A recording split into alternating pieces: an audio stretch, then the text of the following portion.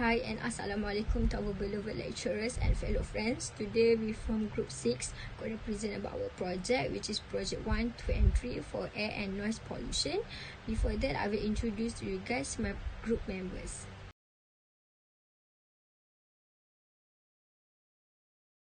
So I will explain about Project 1. So the air pollutant index is used to describe the measurement of ambient air quality in Malaysia.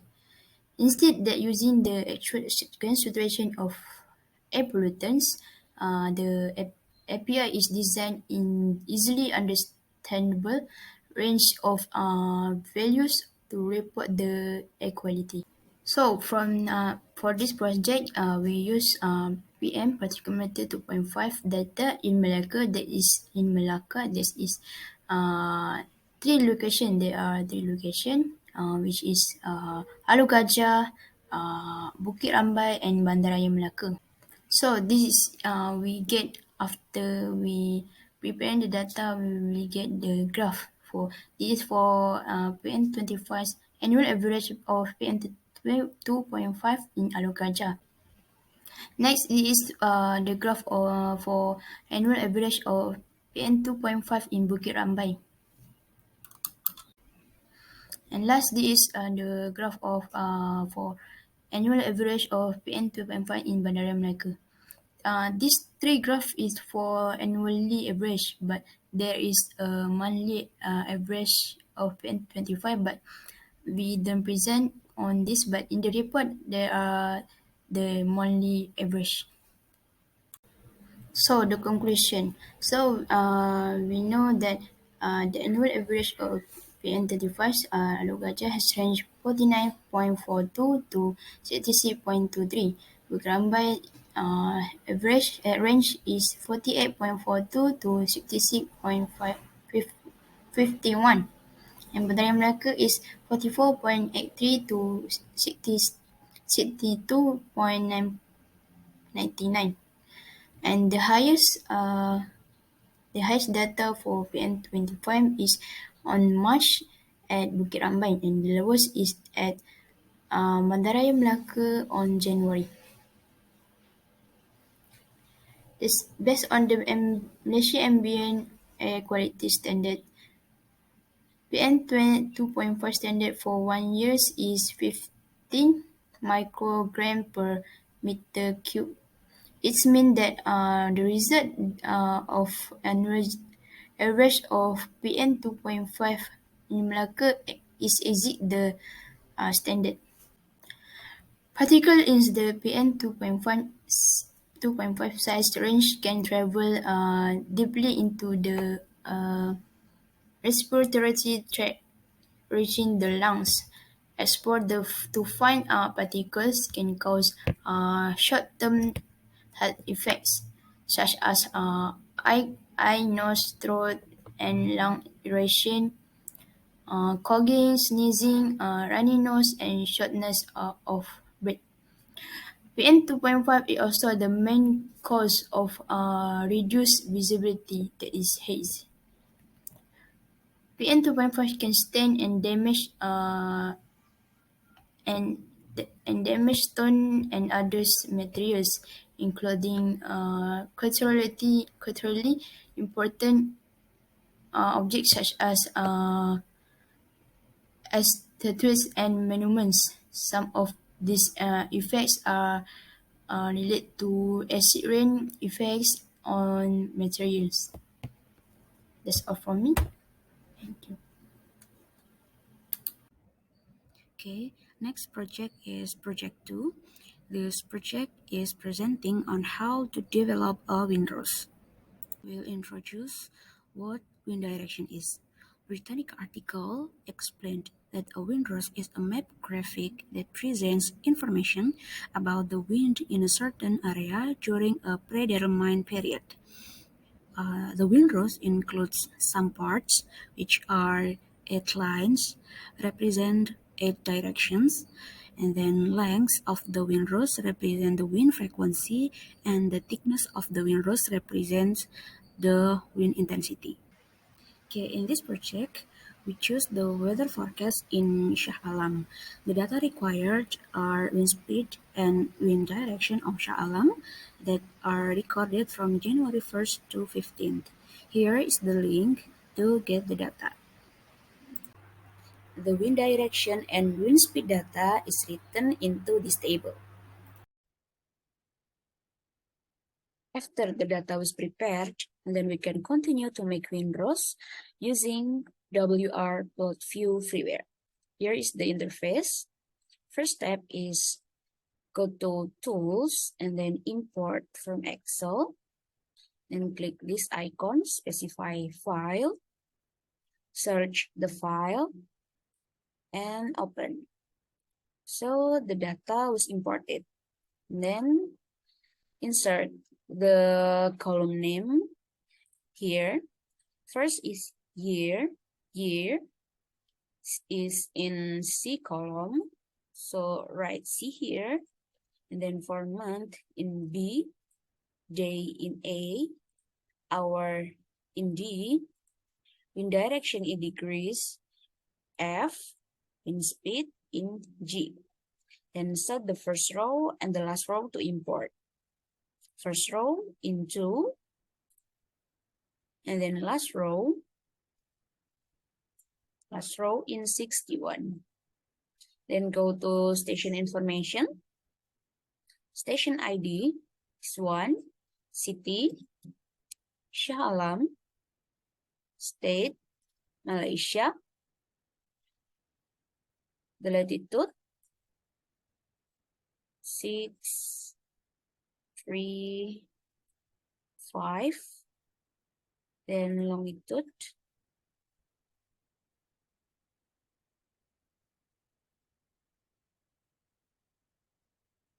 and for time zone, Malaysia has UTC +8. Then import. Yes, this is same data which will be imported into the windrows data. So save this file.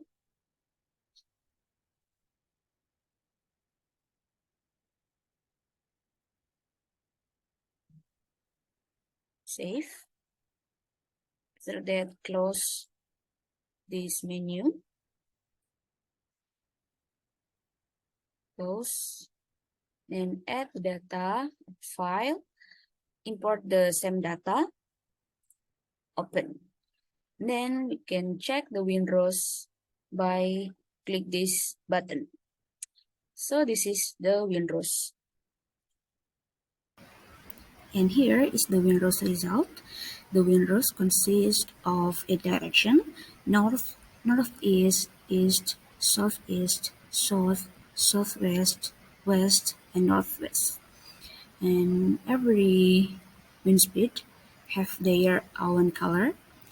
The blue one is for 4 until 5 meters per second, and then the red one is for 6 to 7 meters per second. The green one is for 8 to 9 meters per second, and the last one is purple, which is representing the wind speed of 10 to 12 meters per second. The thickness and the length of the windrows is clearly representing the wind data. From the windrows that was explained in the previous slide, we can conclude that the whole of Shah Alam has an average wind speed of 4 to 12 meters per second. The highest frequency occurred in the west and northwest with 18% of frequency. The wind strength is presented by the thickness of the line. In the west and northwest, the strongest wind occurred at 4 to 5 meters per second in speed, with 10% and 13% respectively. Next, for the project 3, we will explain about the effect of changing parameters to the concentration of pollutant dispersed. Air contaminants can spread through the air, water, soil, living things, and food. There are several types of air pollutant dispersion influencer, which is circumstance of the weather, the height of emission, geographic elements, and disaster. So we will get the result of the parameters from ToxFlam online, and this is the website. And There are five parameters have to be changed, which is wind speed, wind direction, temperature, mixing height, and particle effort stability. So firstly, these are the result of wind speed, which is wind speed for 3 meter per second and wind speed for 5 meter per second. So as we can see, the original data have 1.5 meter per second wind speed. It generate a concentration between 167, the lowest concentration, to 3, 4, 500 of the highest concentration. The dispersion present that red grid has 15 grids, the green has 2 grids, and the blue grid has 4 grids. So wind speed parameter has changed into 3 meter per second and 5 meter per second. The concentration of 3 meter per second wind speed are 83.9, the lowest, to 3356 for the highest concentration. While as we can see for the wind speed 5 meter per second, the concentration are between 50.35 to 2014. For conclusion wind speed, based on the result, it's shown that get the higher concentration and the wider dispersion is 3 meter per second wind speed. It might be caused due to surface friction. Surface friction may be the root of the problem. The air is slowed as it strikes surface items like houses, rocks, and trees. Next, this is the result of wind direction. We change to 0 degree, 90 degrees, and 180 degrees. Next is the result of 270 degrees and the result of 360 degrees of wind direction. Based on how changing the wind direction affect the reading at 0, 90, 180, 270, and 360 degrees, the reading does not change and stays at the same value, which is between 354.15 to 14166. So for conclusion of wind direction, the wind appears to blow in the same direction and nearly always the same speed in several places of the world. Because they were crucial for trade during the age of sail, the steady breeze are known as the trade winds. Differential atmospheric pressure is the primary cause of all surface winds. Due to this, there are varying high and low pressure areas during the day and throughout. Okay, now we go to the temperature. Using the same web tool for the air quality modeling, which is Top Flames Online, and using the example 1 for summary situation, we fill the temperature section with a different temperature, which is 10, 20, and 30 degrees Celsius. Then run the web and see the result at kml concentration for Google Earth and get the same reading for the 3 different temperatures. For the conclusion, based on the effect change of temperature at 10, 20, and 30 degrees Celsius, the reading is not changed. It means temperature doesn't influence concentration. The air contaminant with the smoke will rise due higher temperature and lower density. The same will be replaced with the cooler and cleaner air from upper atmosphere, and because of decreased temperature, the polluted air is heavier. The temperature has an effect on the air quality. Lower temperature often have a poorer air quality than higher temperature, discounting additional external influence such as wildfire and crop burning, since a vapor contaminants such as carbon monoxide tend to be stationary on a lower terrain. Next, these are the result of mixing height of 200 meter and 400 meters. And these are the result of the mixing height of 600 meters and 800 meters. And lastly, these are the result of mixing height of 1000 meters. And according to the data, the mixing height parameters has been adjusted to 200, 400, 600, 1800, and 1000 meters. The reading for 200 meters of mixing height range from 96.35 to 3865. The value was slightly higher for the 400 meters of mixing height, ranging from 192.4, the lowest reading, to 7,665, the highest. Next, the number range from 241.3 to 9,652 for the 600 mixing height. And it abruptly decreased at 800 of mixing height, which is between 203.35 of the lowest to 8,134 of the highest.